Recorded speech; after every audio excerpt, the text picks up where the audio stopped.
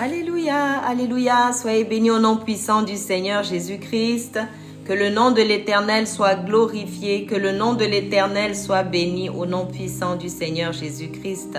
Nous sommes dans la joie à nouveau ce soir de pouvoir être ensemble, de pouvoir partager la parole de Dieu ensemble. Soyez vraiment bénis dans vos maisons, soyez bénis dans vos familles, soyez fortifiés, soyez encouragés. La parole de Dieu nous dit que celui qui persévérera jusqu'à la fin sera sauvé. Oui, dans le royaume de Dieu, il y a cette histoire de persévérance. Dans le royaume de Dieu, il faut persévérer. Persévérer en Dieu. Persévérer dans ce qui concerne Dieu, l'Éternel des armées. Et cet après-midi, nous allons pouvoir partager ensemble la parole de Dieu. Et ce sont des références qui se trouvent dans le livre de Jean, le verset 3. Ça concerne la nouvelle naissance. Ça concerne l'importance de la nouvelle naissance. Et récemment, j'ai vraiment vu l'importance de la nouvelle naissance parce que je me suis rendu compte que le véritable problème de l'humanité et de l'être humain, c'est de devoir naître de nouveau. Parce qu'on sait tous qu'on est né de parents biologiques, d'une mère, d'un père physique, naturel. Mais nous savons aussi qu'il y a eu la chute.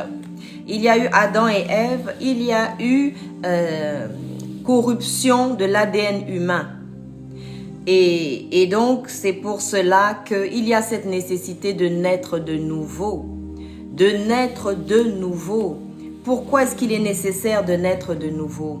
Je disais que récemment, j'ai eu vraiment à constater la différence entre quelqu'un qui est né de nouveau et quelqu'un qui n'est pas né de nouveau.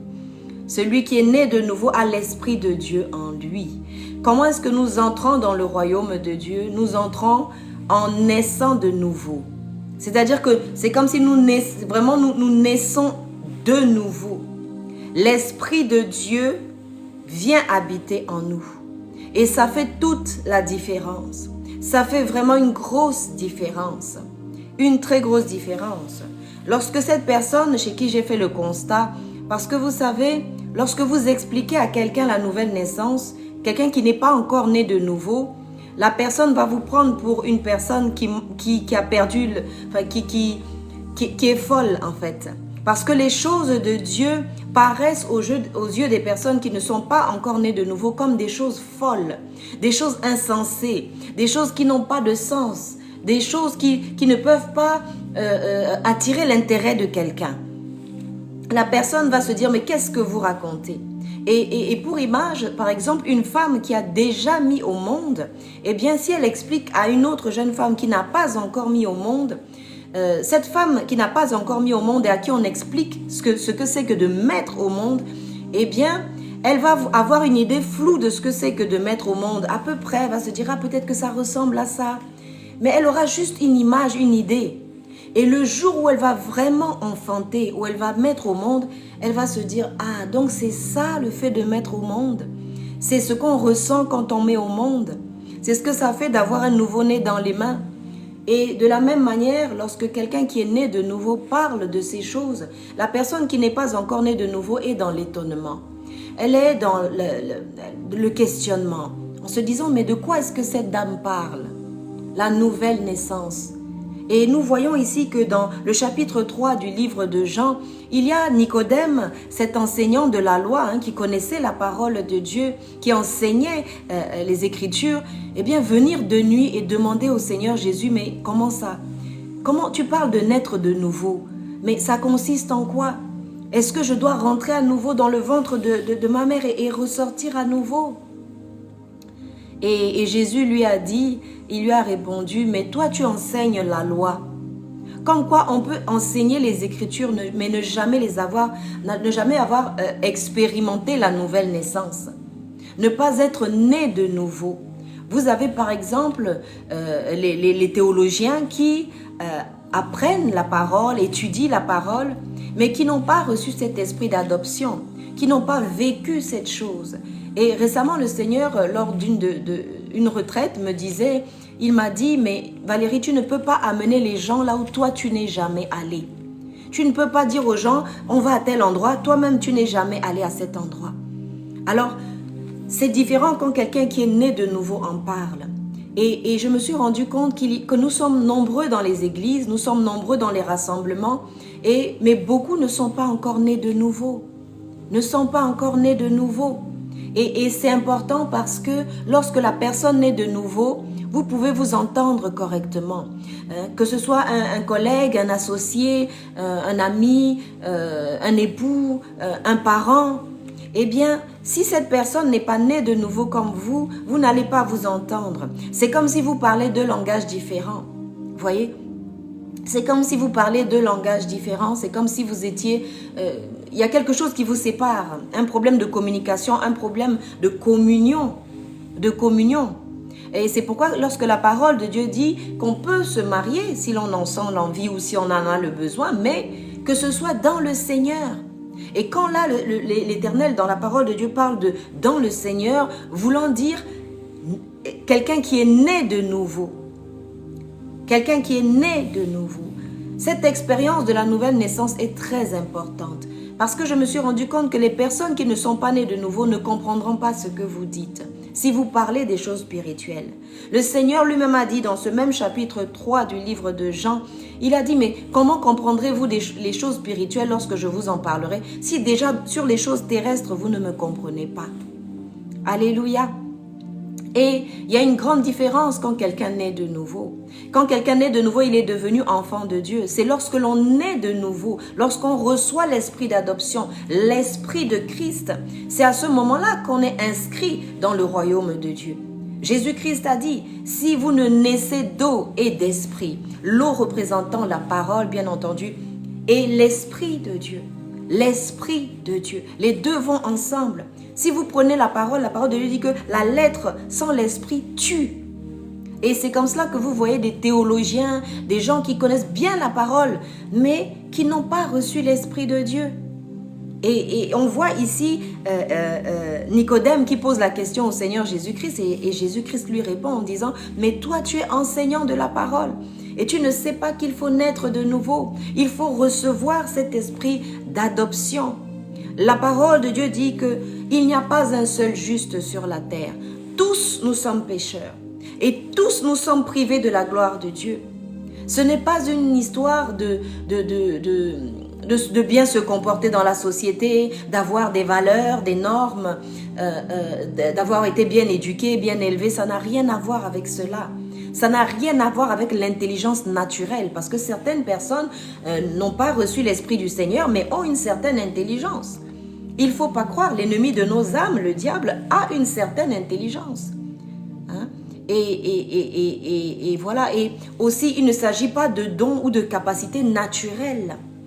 Il s'agit des dons du Saint-Esprit. Il s'agit du caractère de Christ qui vient habiter en nous. Quand quelqu'un est né de nouveau, on n'a plus besoin de le forcer à lire les Écritures, de le forcer à passer du temps dans la présence de Dieu. Et parfois, beaucoup de personnes viennent au Seigneur, ça arrive, et viennent aux assemblées, viennent aux réunions de prière, mais n'ont pas encore reçu cet esprit.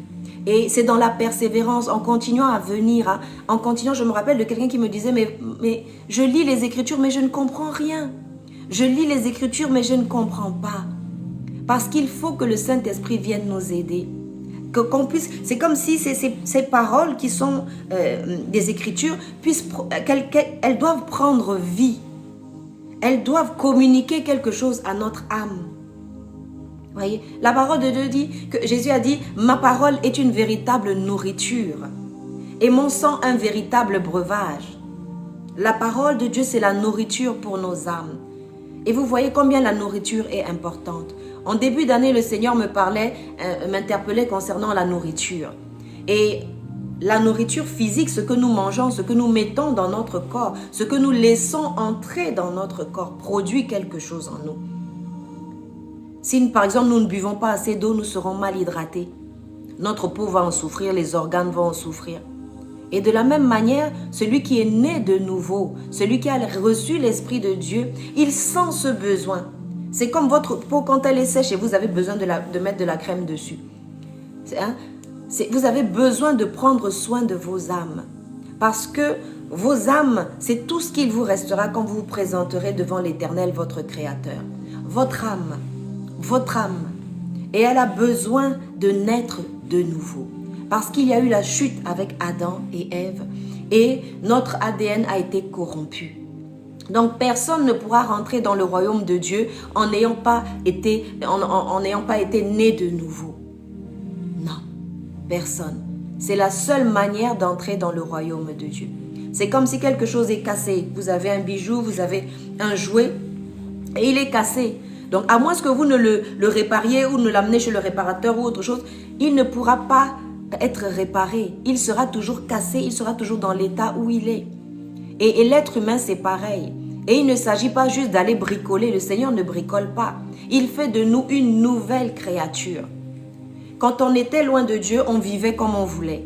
On n'écoutait rien, personne ne pouvait nous conseiller. Même si on nous donnait des bons conseils, on se disait qu'est-ce que cette personne veut. Ouais. On ne pouvait pas se soumettre à la volonté de Dieu. Qu'est-ce que le Seigneur a dit? Il a dit, je vous donnerai un nouveau cœur. C'est la nouvelle naissance. Parce qu'avec un cœur de pierre, le cœur de pierre qu'on a, on ne peut pas voir le royaume de Dieu. On ne peut pas accomplir sa destinée sans naître de nouveau. Voyez? Et c'est différent de singer quelque chose et de le vivre réellement. Je vous donne un exemple. Les enfants, quand ils sont petits, ils jouent à papa et maman. Ils jouent à être la maman dans la maison, à cuisiner, à s'occuper de la poupée. Mais ils ne comprendront réellement ce que c'est que d'être parents que quand vraiment ils vont enfanter. Voyez-vous? Et la nouvelle naissance est c'est un passage incontournable. On ne peut pas rentrer dans le royaume de Dieu. On ne peut pas devenir enfant de Dieu sans naître de nouveau. C'est par la nouvelle naissance qu'on entre dans le royaume de Dieu. Et c'est très important de naître de nouveau. Personne ne pourra voir le Seigneur. Personne ne pourra être dans la présence du Seigneur. Personne ne peut intégrer le royaume de Dieu sans naître de nouveau. Peut-être qu'on a juste entendu parler de la nouvelle naissance. On s'est dit, c'est peut-être juste quelque chose qui s'ajoute quand on devient chrétien. Non, c'est par la nouvelle naissance qu'on devient chrétien. Et on doit soupirer après ces choses. On doit aspirer à vivre cela. Vous voyez, les disciples dans la chambre haute, ils vivaient déjà certaines choses avec le Seigneur Jésus, mais ils avaient besoin d'arriver à une autre dimension, d'arriver à cette stature où on n'est plus qu'entre nous comme ça pour se réunir, pour se faire du bien. Il y avait cette urgence de propager le royaume de Dieu, parce que le Seigneur avait dit, je ne vous laisserai pas orphelins, vous recevrez une puissance, le Saint-Esprit, et vous serez mes témoins à Jérusalem, ailleurs, et jusqu'aux extrémités de la terre. C'est important de naître de nouveau. Beaucoup de personnes ont des conjoints, des parents, des collègues qui ne sont pas encore nés de nouveau. Et ils ne sentent pas l'urgence. Aujourd'hui, mon cœur pleure parce que le peuple de Dieu, l'église du Seigneur, celle qui est censée se préparer, et n'oublions pas qu'il y a les vierges folles et les vierges sages. Et nous ne voulons pas être des vierges folles. C'est quoi la priorité du royaume? Quand on fait partie d'un royaume, les priorités du royaume nous intéressent. Le cœur de Dieu nous intéresse. Le Seigneur voit les âmes. Le Seigneur voit les créatures qu'il a créées en train de se perdre.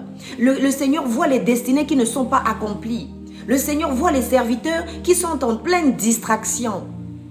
En pleine distraction.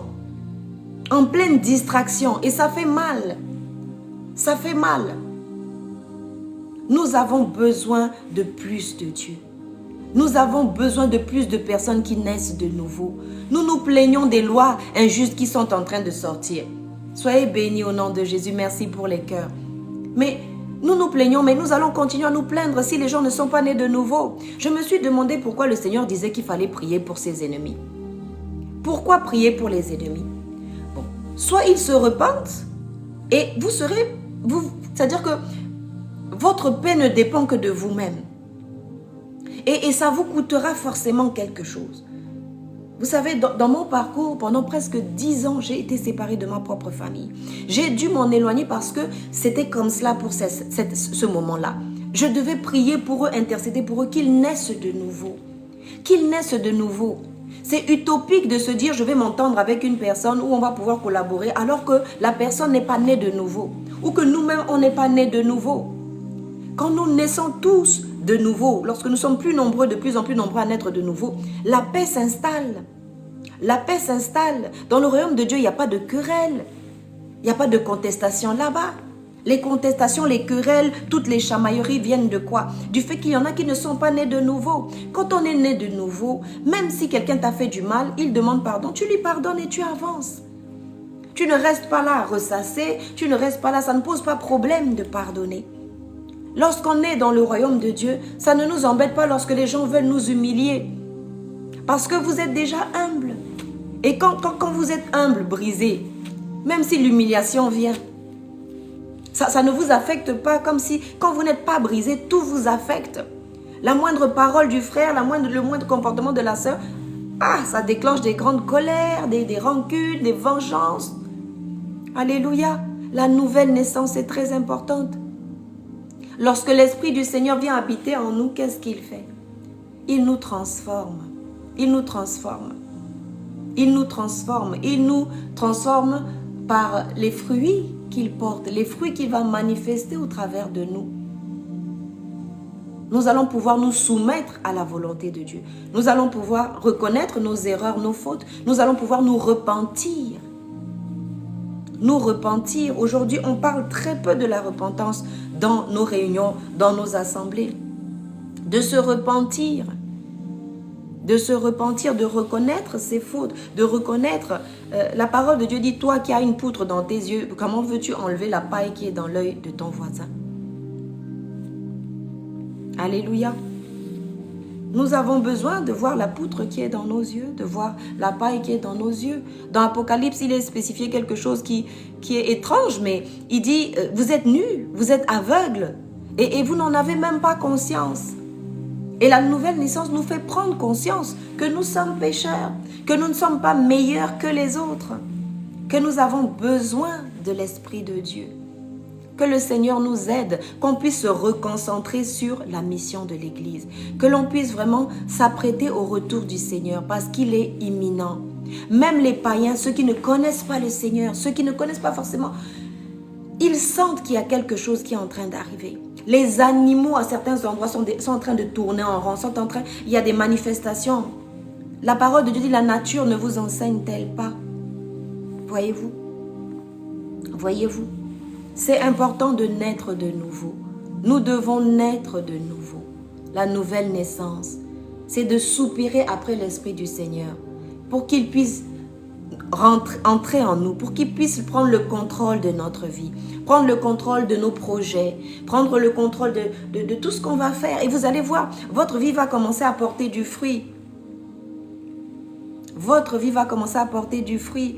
Vos parents, peut-être qui ne connaissaient pas le Seigneur, vont commencer à être interpellés par votre douceur, par votre patience, par votre tolérance, votre sagesse. Parce qu'on parle ici de fruits surnaturels. Surnaturels, qui ne sont pas naturels. Il ne s'agit pas ici de choses naturelles, de capacités naturelles. Certaines personnes sont intelligentes, mais c'est une intelligence naturelle. Certaines personnes ont une certaine sagesse, un certain vécu, une certaine expérience, mais ce n'est pas celle de Dieu. Ce n'est pas celle de Dieu. Le Seigneur va vous amener à expérimenter des choses de son royaume, à voir la puissance de Dieu, celle qu'il a promise. Il a dit, voici les signes qui accompagneront ceux qui auront cru. En mon nom, ils chasseront des démons. Ils guériront, ils imposeront les mains aux malades et les malades seront guéris. S'ils boivent des breuvages mortels, cela ne les affectera pas, ça ne les tuera pas. Et je vous disais récemment que j'ai été moi-même empoisonnée à l'aldol, à forte dose. Je ne devais pas survivre. J'ai fait 22 de tension, de la tachycardie, de l'hypertension, 22. C'est les pompiers qui m'ont emporté. Je partais, mon cœur s'emballait, j'ai fait de l'arythmie cardiaque. Alléluia. Mais le Seigneur n'a pas permis. Et tant que vous n'avez pas accompli votre destinée, le Seigneur ne permettra pas que vous mouriez. Le Seigneur ne permettra pas que vous mouriez. Vous voyez? Le Seigneur est merveilleux, le Seigneur est glorieux. Et la nouvelle naissance est quelque chose de très important. Si vous l'avez déjà expérimenté, eh bien, bénissez le Seigneur pour cela. Et comprenez qu'une personne qui n'est pas encore née de nouveau ne peut pas agir ou ne peut pas se comporter comme quelqu'un qui est né de nouveau. On ne peut pas lui demander cela parce qu'elle n'a pas la capacité. Le Seigneur a dit, je vous donnerai un nouveau cœur. Pourquoi? Parce qu'avec l'ancien cœur de pierre, le Seigneur ne peut rien faire avec. On ne peut pas avancer comme cela. On ne peut pas manifester la gloire de Dieu. On ne peut pas rentrer dans sa destinée et l'accomplir parfaitement sans être né de nouveau. Ça ne fonctionne pas comme cela. Et donc la nouvelle naissance, c'est très important. Ça nous permet de nous repentir, d'accepter de recevoir cet esprit, l'esprit de Dieu, et de marcher par l'esprit. La parole de Dieu dit que qui sont les enfants de Dieu? Ce sont ceux qui appliquent la parole de Dieu, ceux qui obéissent à la parole de Dieu. Pas seulement ceux qui lisent la parole de Dieu, ceux qui prêchent la parole de Dieu, ceux qui... Non. Ceux qui... Ça doit se voir dans ta vie.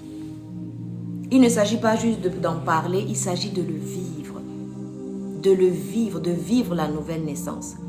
Et une fois qu'on a expérimenté cette nouvelle naissance, après, il faut encore grandir avec le Seigneur. Il faut persévérer avec le Saint-Esprit. Il faut persévérer dans le Saint-Esprit. La parole de Dieu dit que ceux qui persévéreront jusqu'au bout seront sauvés.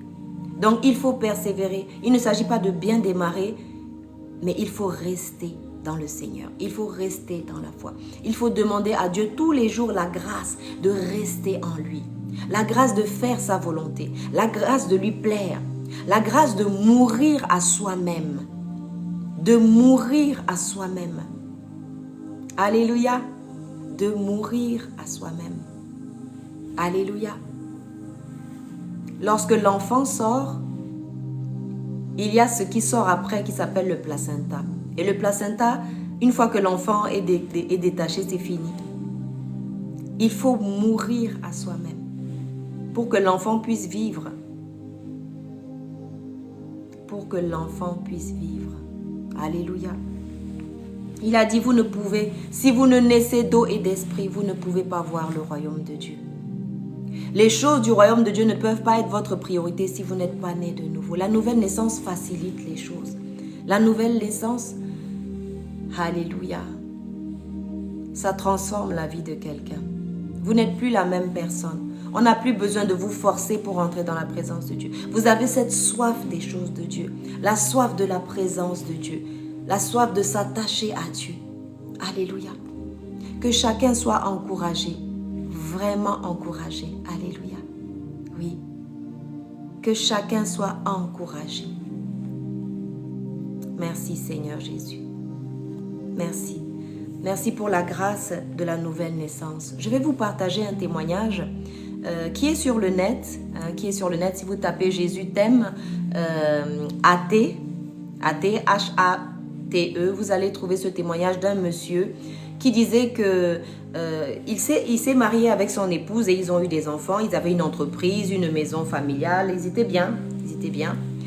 Et à un moment donné, la femme est née de nouveau. Ils allaient dans des assemblées. À un moment donné, la femme a reçu l'Esprit de Dieu et ça a transformé sa vie, la vie de cette dame.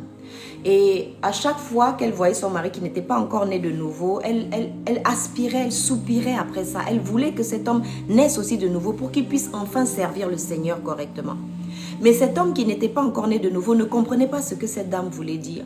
Et il l'insultait, il passait son temps. Vraiment que ce soir, quelqu'un soit encouragé par cette parole et par ce témoignage. Ils ont été mariés à peu près 50 ou 60 ans. Et pendant 30 ans, cette femme a encaissé. Elle a encaissé parce que ce monsieur ne comprenait pas ce qu'elle voulait dire. Lorsqu'elle lui disait, mais il faut que tu naisses de nouveau, il lui disait, il la traitait carrément de diable. Et ça n'a pas été facile pour cette femme. Elle a enduré, elle a soupiré, elle a espéré, elle s'est fatiguée, elle s'est découragée, elle a réespéré à nouveau. Et peut-être certains parmi nous ce soir passent par ce genre de situation. Mais rien n'est impossible à Dieu. Et Dieu voit les cœurs, il voit les soupirs, il voit les prières exprimées ou inexprimées. Alléluia. Et voici comment, un beau jour, elle a demandé au Seigneur. Elle lui a dit, est-ce que je peux quitter ce foyer? Elle était mariée. Et là, exceptionnellement, dans ce cas de figure-ci, l'Éternel lui a dit, tu peux quitter. Et elle a pris les enfants, elle a mis dans la voiture, ils ont pris le véhicule. Et en chemin, pendant qu'ils allaient à l'endroit, ils sont allés se mettre à un endroit. Et à ce moment-là, dans la semaine qui a suivi, le Saint-Esprit a touché son époux. Le Saint-Esprit a touché son époux et il a vu son péché. Il a vu sa vie. Et en fait, c'était quelqu'un qui allait à l'église, qui enseignait même la parole, qui dirigeait certains groupes dans l'église, hein, mais sans être né de nouveau. Donc, vous pouvez avoir des dirigeants qui ne sont pas nés de nouveau ou qui n'ont pas encore été transformés, renouvelés par le Saint-Esprit. Voyez-vous? Et dans son cas, eh bien, là, il a compris ce que c'était que la nouvelle naissance. Il s'est repenti, il est tombé, il a vu tous ses péchés. Il a dit qu'il avait une double vie. Partout où il allait, il avait des concubines là où il allait. Il buvait de l'alcool, il allait dans des soirées. Pour lui, c'était normal. Pour lui, c'était normal. Jusqu'à ce jour-là où le Saint-Esprit l'a touché. Et il a vu son péché. Il a vu le mal qu'il faisait à son épouse et à ses enfants. Il a vu son état. C'est comme dans Apocalypse où on dit, vous êtes nus, aveugles, et vous n'avez même pas conscience de cela. Il a dit, achetez de moi. Le Seigneur a dit, achetez de moi du collier pour vos yeux. Et comme ça, quand vous allez mettre le collier, vous allez vous rendre compte que, en fait, j'étais aveugle. Hein? Et c'est comme cette chanson qui disait, quelle grâce pour un pécheur comme moi. J'étais aveugle, mais Jésus m'a redonné la vue. Maintenant, je vois. Maintenant, je vois. C'est merveilleux. Vous savez, les aveugles, ils ne voient pas. C'est quand ils voient qu'ils se disent, c'est ça le fait de voir. C'est ce que, en fait, vous vivez quand vous avez des yeux et que vous pouvez voir. Eh bien, celui qui n'est pas encore né de nouveau ne comprend pas ces choses. Mais quand il naît de nouveau, quand le Saint-Esprit entre en lui, dans cette personne, en fait, en elle, eh bien, là, maintenant, il voit.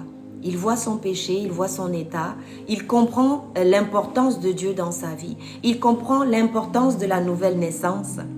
Il naît dans le royaume de Dieu. Et c'est cela. Et c'est cela. Et c'est comme cela que ce monsieur donc s'est repenti, alors que c'est allé très loin quand même dans ce foyer parce que cette dame finalement, ils ont divorcé, ils ont perdu les entreprises qu'ils avaient parce que cette femme conseillait son mari, mais il n'a pas voulu l'écouter.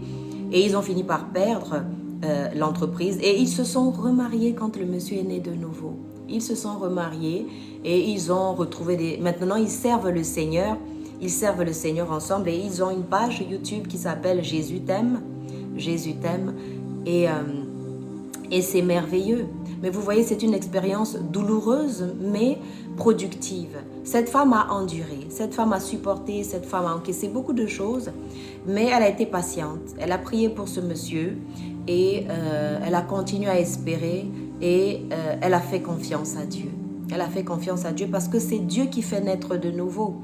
Ce n'est ni par la force ni par l'intelligence. Vous pouvez attraper quelqu'un au col, lui dire « mais il faut que tu changes, mais ça ce n'est pas correct, mais tu me fais du mal », ça ne va rien changer. Il faut que la personne puisse naître de nouveau. C'est pourquoi la prière ce soir, ce serait « Seigneur, aide-moi.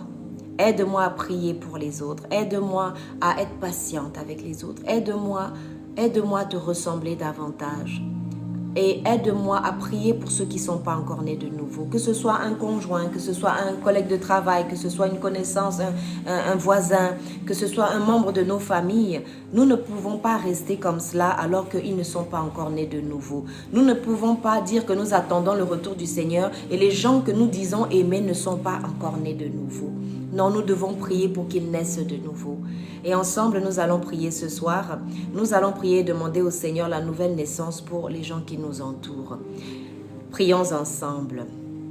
Seigneur notre Dieu, nous te disons merci Seigneur pour cet éclairage concernant la nouvelle naissance.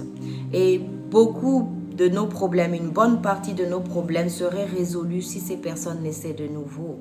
Seigneur, ils ont besoin d'expérimenter ton amour. Ils ont besoin d'expérimenter ta grâce. Et c'est vrai, ils nous persécutent et on n'arrive pas à s'entendre parfois, c'est parce que nous ne sommes pas dans le même esprit. C'est parce que nous n'avons pas reçu le même esprit. Nous prions, Seigneur, pour nos familles qui ne te connaissent pas encore. Nous prions vraiment, Seigneur, qu'ils puissent connaître ton amour, qu'ils puissent saisir cette grâce, Seigneur, qu'ils puissent recevoir ton esprit, cet esprit d'adoption par lequel nous pouvons crier « Père ». Nous nous réconcilions avec Dieu. Et oui, nous nous réconcilions avec notre Créateur. Et ce soir, nous prions pour nos collègues de travail. Pour nos collègues de travail, qu'ils puissent naître de nouveau. Qu'ils puissent naître de nouveau, qu'ils puissent recevoir ton esprit dans leur maison, dans leur famille, en vacances là où ils sont. Que le Saint-Esprit les touche, que le Saint-Esprit les transforme, que leur cœur soit changé. Seigneur, tu as dit, je vous donnerai un cœur de chair. J'enlèverai votre cœur de pierre et je vous donnerai un cœur de chair, afin que vous puissiez faire ma volonté, afin que vous puissiez obéir à mes commandements. Car les commandements de l'Éternel sont bons, ils sont justes, ils sont droits et ils sont pour notre bien-être. Combien de fois nous avons eu mal parce que nous avions désobéi, parce que nous n'avions pas marché correctement selon la parole de Dieu. Et le Seigneur, lorsque l'on revient, la parole de Dieu dit que si nous confessons nos péchés et que nous demandons pardon à Dieu, il est fidèle et juste pour nous les pardonner.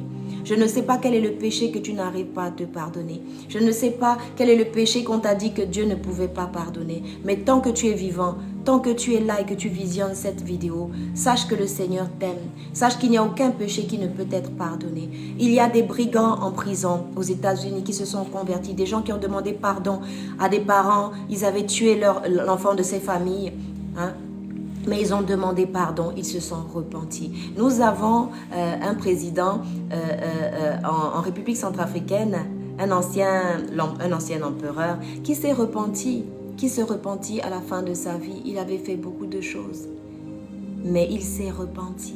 Il a demandé pardon. Et le Seigneur, lorsqu'on demande pardon, il nous pardonne.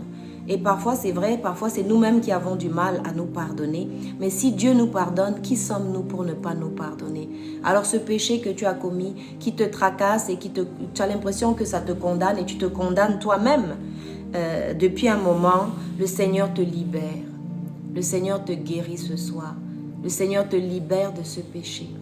Du moment que tu as reconnu ton péché, du moment que tu as compris le mal que tu as fait à quelqu'un, à toi-même, à ton propre corps ou à Dieu, eh bien, le Seigneur te pardonne et le Seigneur te libère. La parole de Dieu dit que le Seigneur Jésus, il nous pardonne, il efface nos péchés et nos transgressions. C'est pour cela qu'il est mort à la croix. Parce que s'il n'était pas mort à la croix, nous ne pouvions pas prétendre au pardon, au salut, à la grâce.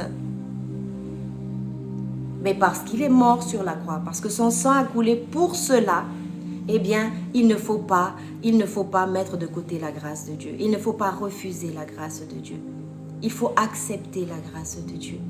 Et parfois, nous avons du mal à l'accepter parce que nous pensons que nous devons payer un prix, que nous devons faire des efforts. Non.